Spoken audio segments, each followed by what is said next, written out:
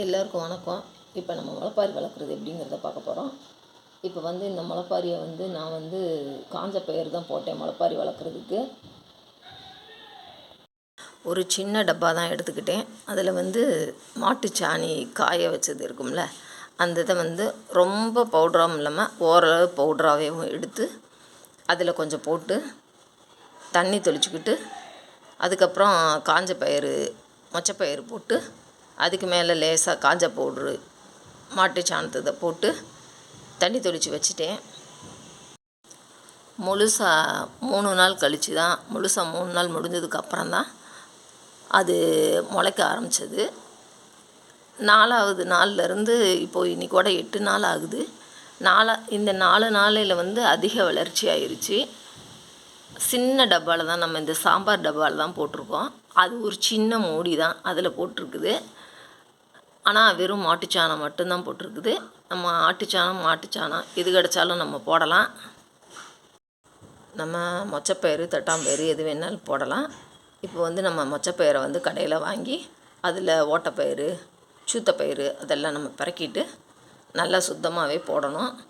நல்ல பயிரை நெருக்கலாக போடணும். நான் போட்டது சின்ன டப்பா தான், அதுவே நல்லா வளர்ந்துருக்குது.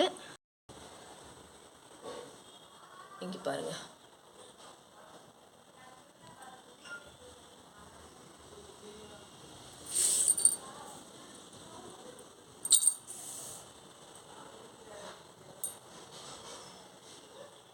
நான் காலையிலையும் சாயங்காலமும் தண்ணி தெளித்து விட்டேன்.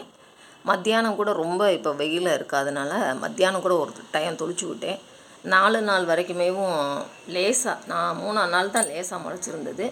4 நாள் வரைக்கும் ரொம்ப இவ்வளோ தான் முளைச்சிருந்தது. இப்போ பாருங்கள், 4 நாளில் ரொம்ப வளர்ச்சி ஆயிடுச்சு.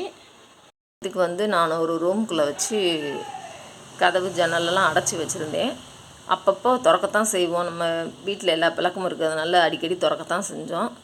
மேலே ஒரு ஜன்னல் இருக்குது, அது திறந்து தான் இருந்துச்சு. நம்மளுக்கு காற்று சூரிய ஒளி எல்லாம் நமக்கு தேவையில்ல.